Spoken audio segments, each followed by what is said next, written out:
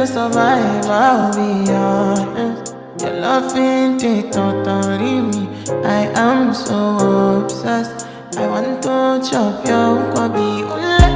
Your body, they make me